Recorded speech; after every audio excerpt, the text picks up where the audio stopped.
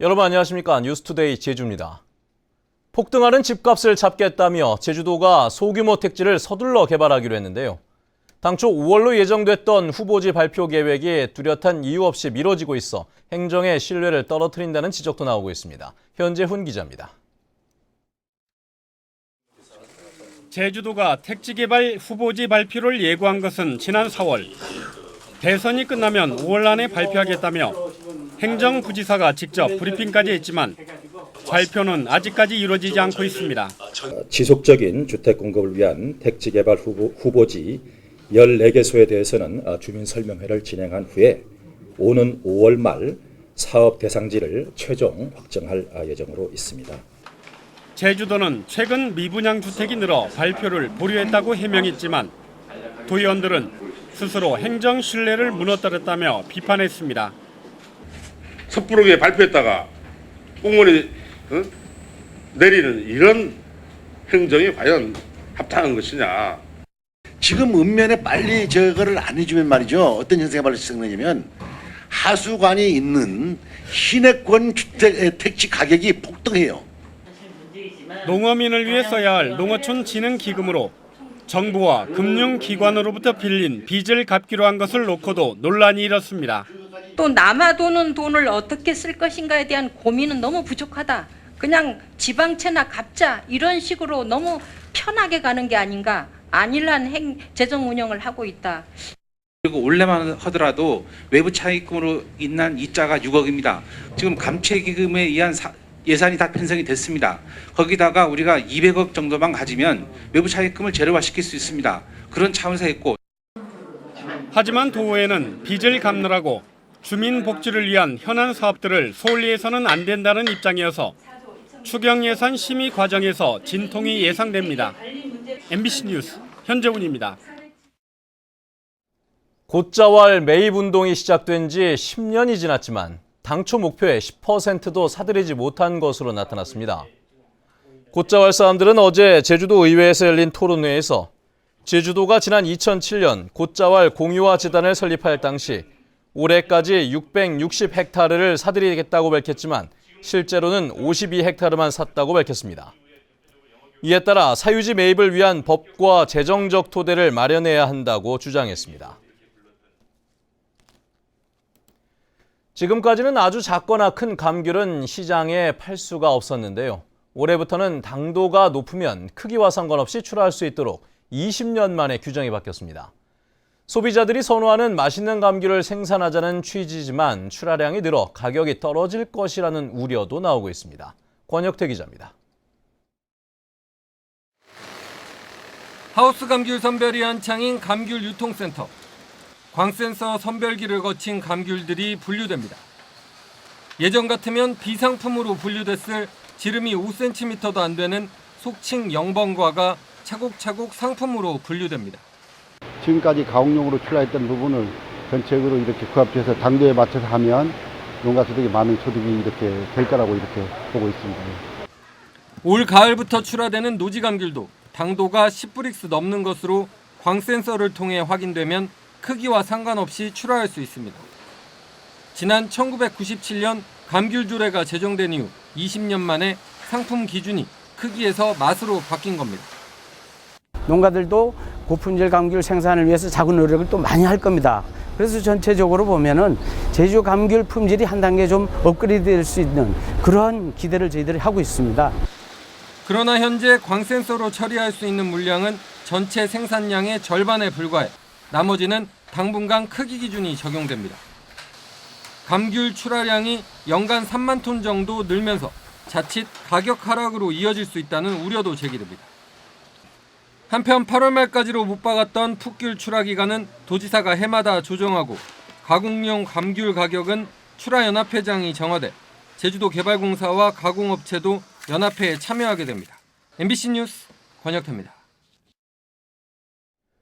사드 보복 여파로 중국인 관광객이 급격히 줄어들면서 외국인 면세점의 경영난이 심해지고 있습니다. 한화 갤러리아는 지난 4월부터 제주공항 면세점의 매출액이 임대료보다 낮아졌다며 연간 241억 원 이상인 임대료를 낮춰달라고 한국공항공사에 요청했습니다. 제주관광공사도 다음 달 제주항에 완공되는 면세점의 개장을 늦추는 방안을 검토하고 있습니다. 여름철에는 갯바위나 방파제에서 낚시를 즐기는 분들을 많이 볼 수가 있는데요. 낚시 금지구역에 들어가거나 안전수칙을 제대로 지키지 않아 추락하거나 고립되는 등의 사고가 잇따르고 있습니다. 이소현 기자입니다. 들것에 실린 한 남성.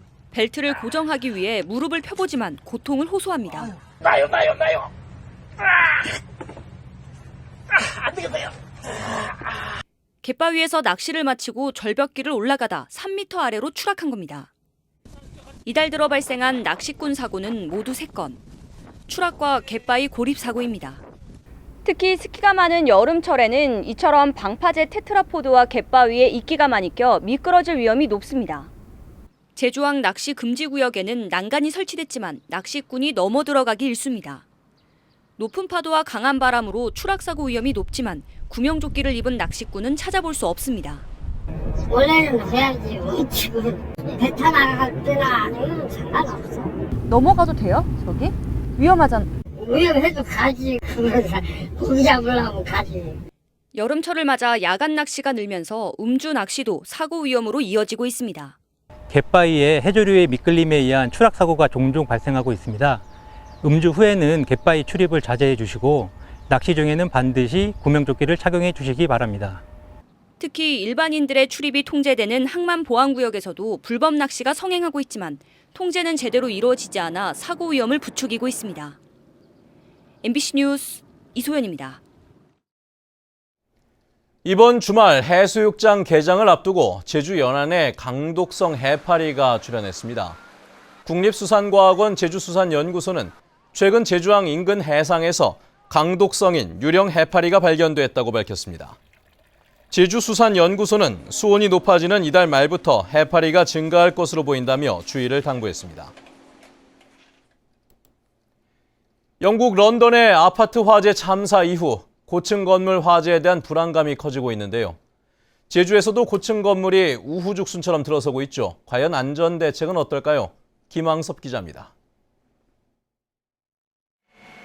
16층 높이 건물을 향해 소방 펌프차가 연신 물줄기를 뿜어댑니다. 계단으로 뛰어 올라온 소방대원들이 소화전에서 소방 호스를 꺼내 진화를 시도합니다. 구조대원들도 신속하게 건물 안으로 진입해 인명피해 여부를 확인합니다.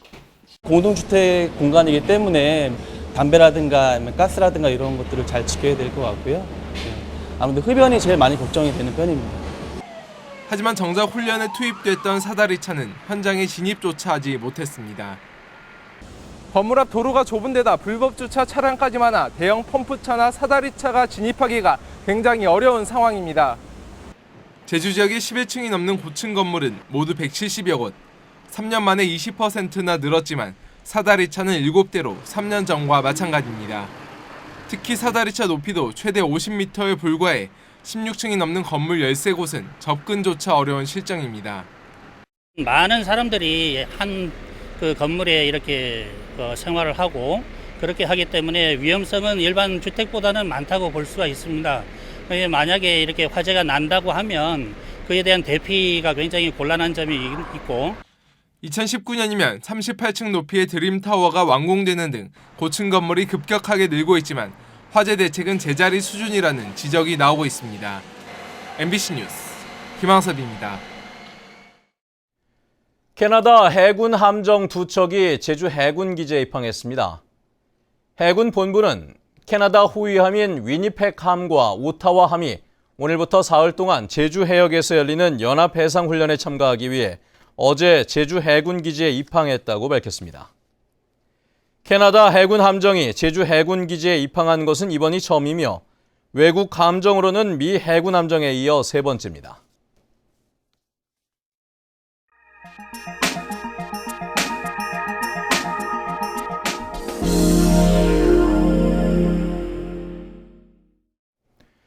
대형 마트에서 장을 볼 땐 대부분 쇼핑 카트를 사용을 하죠. 그런데 이 카트를 집 근처까지 끌고 간 뒤에 아무데나 버리는 얌체 고객들 때문에 유통업체가 골머리를 앓고 있다고 합니다. 여수 MBC 문영철 기자입니다. 공중전화 부스 옆에 쇼핑카트 한 대가 덩그러니 놓여 있습니다. 늦은 밤 아파트 단지 입구에서도 카트가 발견됩니다. 인근 대형마트에서 장을 본 고객들이 카트를 집 근처까지 끌고 간 뒤 아무렇게나 버려둔 겁니다. 내 쇼핑하는 물건이 많았다. 그러면 이제 일찍 오는 거죠. 밀고. 그러고 그냥 집 앞에 두는 거죠. 그러면 안 되죠. 수거에 나선 마트 직원들을 직접 따라가 봤습니다. 전봇대, 빌라 주차장, 심지어 쓰레기 더미 옆에 버려진 것도 눈에 띕니다. 수거 작업을 시작한 지 30분 정도가 흘렀는데요. 가장 가까운 주택단지에서만 벌써 10대의 카트가 발견됐습니다. 이렇게 밖으로 나갔다 회수되는 카트는 이 매장에서만 많게는 하루 60대가 넘습니다. 하천 밑에서 발견되는 경우도 있고 길에 카트가 있으니까 거기다 쓰레기 버리는 사람도 있고 분실되거나 파손되는 경우도 많아 유통업체는 소가리만 하고 있습니다. 다음 고객을 위한 배려라고 하는 그 차원에서는 제자리로 해주시면 저희한테 많은 도움이 될 거라고 생각합니다. 일부 고객들의 얌체 행동에 마트 직원과 카트의 불편한 숨바꼭질은 오늘도 계속되고 있습니다. MBC 뉴스 문형철입니다.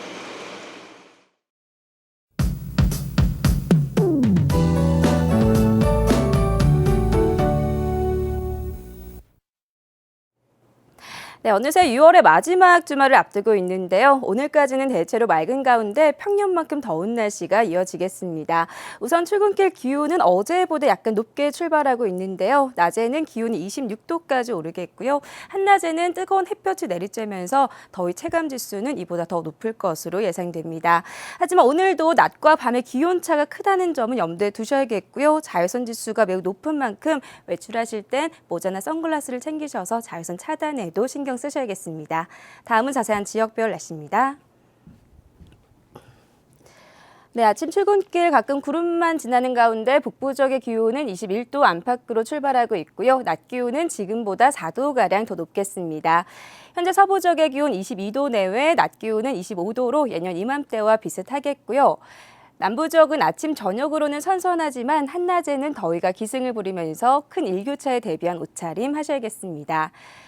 네, 현재 동부 지역의 기온은 평년과 비슷하거나 2도가량 높은 모습이고요. 낮 기온은 평년과 비슷하겠습니다.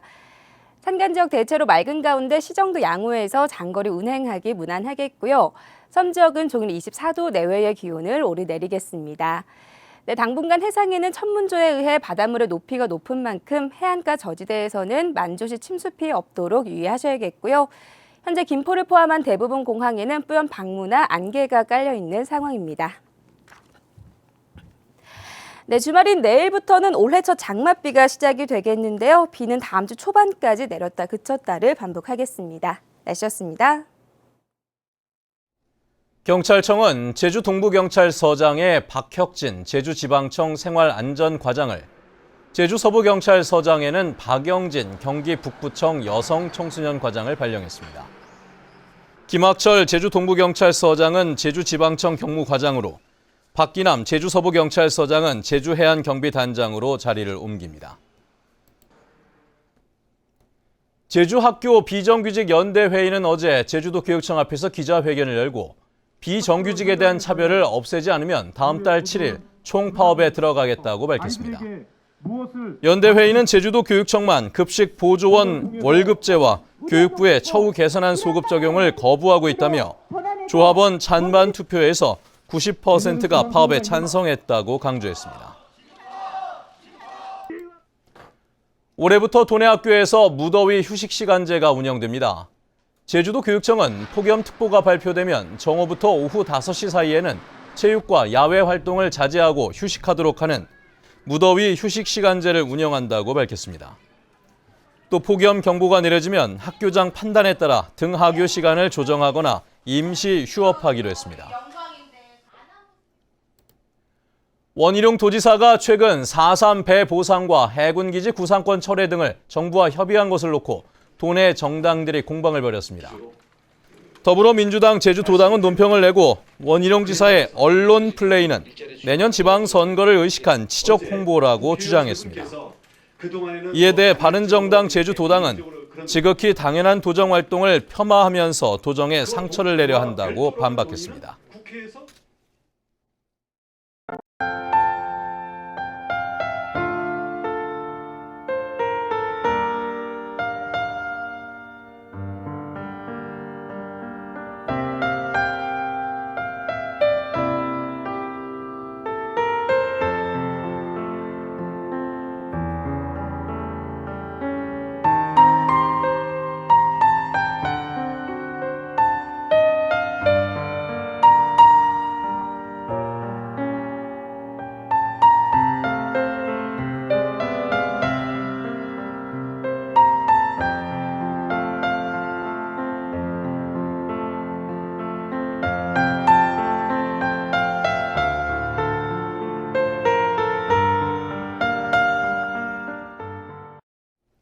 네, 뉴스투데이 제주를 마칩니다. 시청해주신 여러분 고맙습니다.